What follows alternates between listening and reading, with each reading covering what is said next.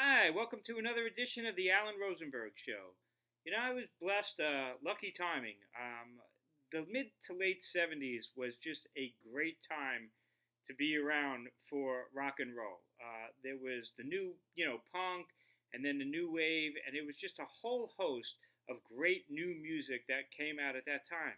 Great new bands that put out classic debut albums, some of the best debut albums in the history of rock and roll. So I'm going to be talking briefly and showing some of those albums right here. Just an idea of some of the great debut albums that came out in the mid to late 70's. And then I'm going to focus on one that you probably haven't heard, but you need to because it may be the very best out of all of these and you're probably not familiar with it. So let's start alphabetically. One of my favorite bands is Blondie, and their debut album is, in my opinion, their second best album. It is just a perfect debut album. It's amazing. So if you only know Blondie from the hits, you need to check out their debut album, self-titled Blondie. Unbelievable album. Everybody probably knows this album, the debut album from the Cars. It's a damn near perfect album, isn't it?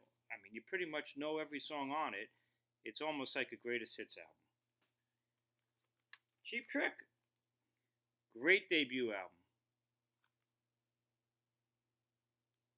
See the tracks. It's probably the least of my favorites out of these. One of my favorite bands of all time is The Clash. What an amazing debut album this is. And there's a US version and there's a UK version. This is an essential album for sure. I think the Blondie album is as well. As is this, Elvis Costello's debut album, My Aim is True. Whew, what a great album this is. Lots of different versions of Elvis Costello's albums that are out there. One of my favorite bands of all time, Dire Straits. Now, Dire Straits more of a pub rock band at that time, and a completely unique band. Nobody's ever sounded like Dire Straits and Mark Knopfler especially. And of course, this album has Sultans of Swing, in my opinion, one of the greatest songs of all time, Down to the Waterline. Kind of a heavy, kind of a pub album, but great. A lot of people forget about this one. Joe Jackson, Look Sharp, an incredible album. Unbelievable album this is. His first two albums especially. The second album is great. This one's a little bit of a stretch because I think this came out around 1980. But Joan Jett's debut solo record, Bad Reputation, is also an incredible album. Put her in there because of the Runaways. I still think this is an amazing album. In fact, I think they're a really good band. I have all of their albums. But Get the Knack is a classic. Of course, you know My Sharona. Good Girls Don't. But this album, top to bottom, is an absolute classic. And one day maybe I'll do a show on the Knack because they're a really good band that don't get any respect, but they should. Forget about Tom Petty and the Heartbreakers. He was there. And this is his debut album. Of course, you know American Girl and Breakdown. Really strong record. One of my favorites, the debut album from the Pretenders. The original band especially, Pretenders and Pretenders 2 are two of my favorite albums of all time. And I usually would say this is probably my favorite debut album out of all the ones that I'm going to show you, except the one I'm going to focus on. But this is a true classic. What an album, and what a great band. Of course, the Sex Pistols, Nevermind the Bollocks, here's the Sex Pistols, a classic punk debut album. I mean, personally, I'm more of a Clash fan and the Jam, but the Sex Pistols album, of course, is amazing. Patti Smith, I'm a huge fan of hers, 1975.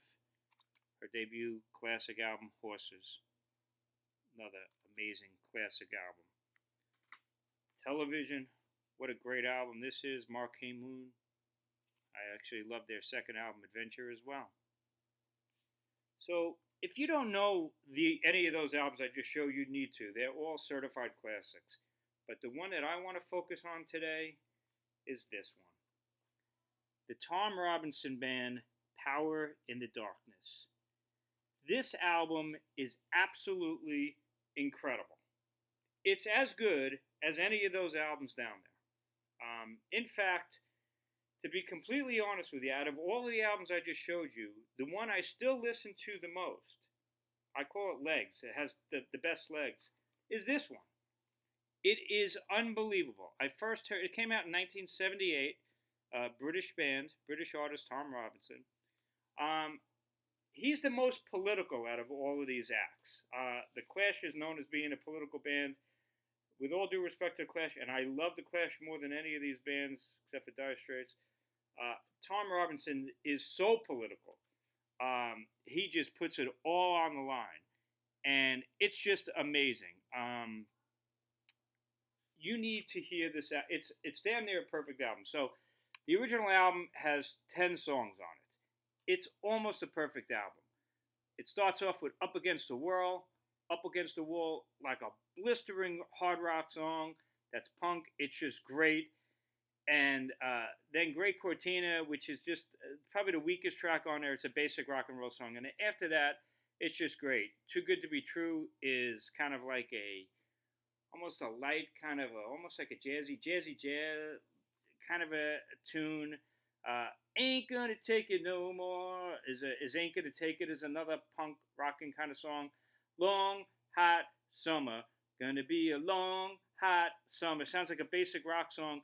Tom Robinson Band has a really full sound. They have a Hammond B3, which is that awesome, fills out the sound. Tom Robinson is a great bass player, super band. The guitarist, like Long Hot Summer is a basic rock song, but then it just picks up at the end. Thrashing guitar. The Hammond B comes in, fills out the sound. Great track. That's Long Hot Summer. The Winter of '79 is a great track. It's just a perfect album. You just need to hear it. Power in the Darkness, the title track, is incredible. It starts off with a cowbell and keeps it going through. And Power in the Darkness, really like anthemic. And it's like almost like a boogie song. When you hear Power in the Darkness, the title track, and make sure it's the original version, not the 2004 remix, it makes you want to move. It makes you want to boogie. The lyrics are great. In the middle of the song, it breaks down, and there's kind of a BBC report because he's a very British artist. And he picks up the dichotomy of how British society is so straight, and it's against homosexuality, it's against this, and it's against that, and we got to stand up and fight for our rights. That's how it goes. It's fantastic. It's chill-inducing, yet it makes you move because it's like boogie. The U.S. version of this album is spectacular because the original album is 10 tracks, but in the United States it came out as a double album. The second album consists of a couple of singles. 2468 Motorway is another track you need to hear because that was like a hit single over in England, and the first time you hear it, you'll probably like it.